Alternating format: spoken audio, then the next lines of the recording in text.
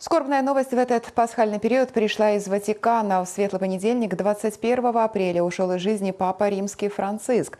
Понтифик скончался в возрасте 88 лет. Папа Римский Франциск посвятил жизнь служению Господу и Церкви, учил свой народ жить ценностями Евангелия с верностью, мужеством и всеобщей любовью, говорится в сообщении Святого Престола. За день до смерти понтифик появился перед верующими по случаю Пасхи и произнес послание с балкона базилики Святого Петра в Ватикане. Сёння раніцай мы даведаліся, дашла до нас гэта навіна, што о 7 гадзіне з раніцы ў 7:35 канкрэтна адышоў да дому Айца Нябеснага Папа Франціск. Конечно, вядома, разлука з чалавекам, з кожным чалавекам, тым больш для нас, католікаў, для нас, з нашай главой, з папам Франціскам, гэта, вядома, боль і смутак напаўняе нашыя сэрцы, таму што мы так прывязваемся адзін да другога, правда, в гэтым жыцці. Але з другого боку гэта пэўная радасць, таму што ён ужо там, куды мы збіраемся ісці. У дому Айца.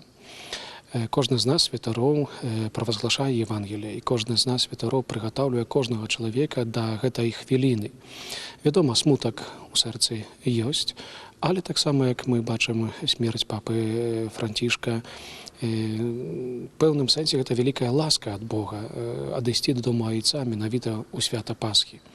Як бы так, мы да гэтага прыгатаўліваемся. Раз Езус нам сказаў, што мы з Христом уміраем і разам з ім восстанем з мёртвых.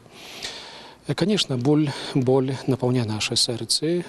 Будзем маліцца праз бліжэйшыя дні, прасіць Божай міласэрнасці для папы Францішка. Папа Франціск у нашай памяці застанецца як той, хто верна выконваў евангельскія каштоўнасці.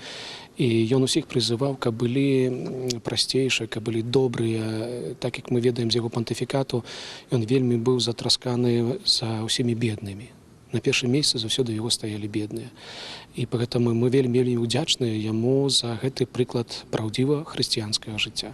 Для меня это была неожиданная новость. Мы все восприняли ее с большой печалью, горестью за нашего папу. Вот, он всегда был примером для нас, примером веры,